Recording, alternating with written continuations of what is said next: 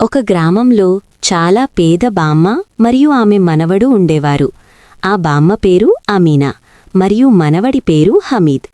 హమీద్ పుట్టిన తర్వాత అతని తల్లిదండ్రులు చనిపోయారు.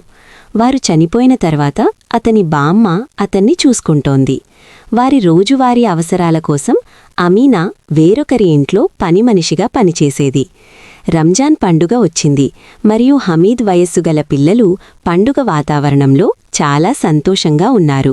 వారు బట్టలు కొనుక్కుని వారి తల్లిదండ్రులు మరియు శ్రేయోభిలాషులు ఇచ్చిన బహుమతులతో ఆనందంగా ఉన్నారు.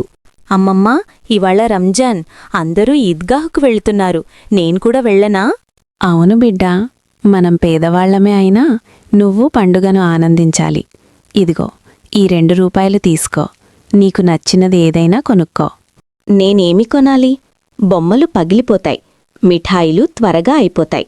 అప్పుడే అతవొక చిమిటను చూస్తాడు. అమ్మమ్మ నాకోసం చపాతీలు చేస్తూ వేళ్లు కాల్చుకుంటుంది. ఇది ఆమెకు ఉపయోగపడుతుంది. బాబూ, ఈ చిమ్ట టావాలా? అవును, ధర ఎంత? 2 రూపాయలు.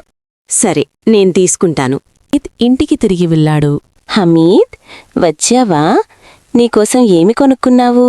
అమ్మమ్మా, నేనొకటి కొన్నాను నీకోసం. నాకోసమా? ఏమిటది? ఈ చిమట. నువ్వు నాకోసం చపాతీలు చేస్తూ వేళ్లు కాల్చుకుంటావు కదా, ఇక నీ వేళ్లు కాలవు.